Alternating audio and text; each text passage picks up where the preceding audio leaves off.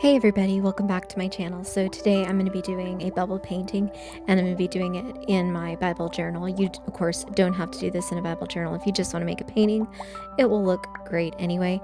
So I start with putting some washi tape on the words so that I don't get the paint on the words, so I'll still be able to read it afterwards. Of course, always test your washi tape on the page before you use it. Not all washi tape is created equal. Some washi tape will pull the words off, so just make sure that you do a little test. And then I go ahead and put my black paint on everything else. I try to make everything as dark as I can because it really makes the bubbles pop. And this is acrylic paint that I'm using here for the background. Do not put acrylic paint over the words or you're not going to be able to read them if you're doing it over words. And make sure that in the crease where you have, if you decide to put any paint in the middle, in the crease, that you don't let those dry and stick together, or else they're going to stick the pages together. So I go ahead and remove my washi tape as soon as I'm done because I found the longer you leave it on, the more likely it is to tear the page. With a watercolor, you do the exact opposite. You have to let it dry first or else the paper is going to tear because there's so much moisture.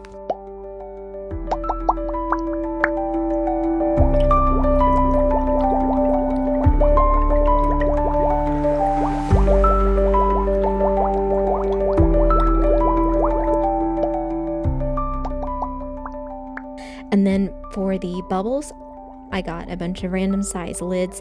The bigger the variety of size, the better that it's going to look. A Gatorade lid, a Mountain Dew lid, and a water bottle lid. So you just paint the rim of the lids white and then you just stamp them down on the page very carefully. And I have two different methods for painting the bubbles. I only use about 3 different colors with my bubbles. You can use more colors than that, and I've experimented with all different kinds of colors. I just kind of found the 3 that I like the most, and I like to keep it simple. I do a Bible journaling class for some girls that are pretty young. They're ages 9, 10, and 11, so I have the method I like to use, then I also have an easy method that anybody can use. So I like to start off with the lightest one first, so I have a soft yellow, and you just do some small lines on either side of the bubble. And then at the end of that line, you're going to do your darker color. In this case, I'm doing blue, and you want to make sure that they're the opposite. On the left-hand side, I have the blue on the bottom of the yellow line, and on the right-hand side, I have the blue at the top of the yellow line. Then I have a soft pink, and I'm going to go on the other side of the blue. So on the left-hand side, I'm going to do the pink at the bottom of the blue, and on the right-hand side, I'm going to do the pink at the top of the blue. And that's my preferred method. I think that looks the best. You have the most control. However, if you are not artistically inclined, or if you're doing this with kids, you put your 3 lines of colors, and yes, I did put them out of order in this by mistake, so ideally you want the dark color in the middle and the 2 lighter colors on the edge, but any way you do it, it's still going to look great. Those 3 colors all next to each other, and you're just going to dip the lid in the color, stamp it on one side, rotate it, and stamp it on the other.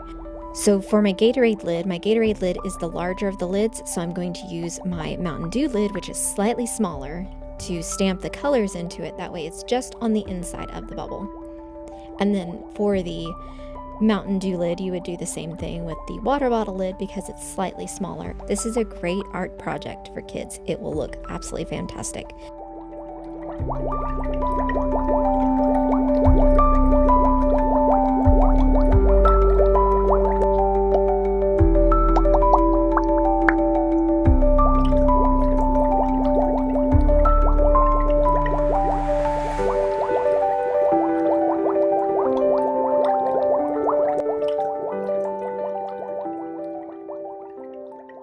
So I continued all the way around. I painted all of my bubbles with the 3 colors. And once you get those 3 colors done, on the inside, the very inside edge, I do a dark maroon or kind of mauve color. That step is optional. It will still look good without it, but I think that having the 4th color just makes a difference. After you're done with that, what's really going to make it look like a bubble is going to be the square highlights. So you want to get a square brush, and you can use either white or a light pink color. And you're going to make 2 lines on either side of the bubble where you put those colors.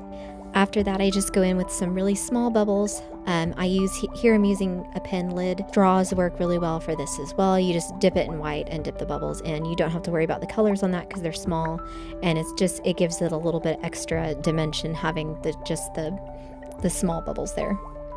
After I was done with that, I went in over my words with black watercolor. Make sure you don't go overboard on this or else you're not gonna be able to read the words. But the darker the color, the more the bubbles pop. And so I like to keep the page as dark as I can while still being able to read the text. I used my gel pen to put a couple of little stars in the bigger bubbles to make it pop, and a couple of dots. And then I put my scripture reference over on the side.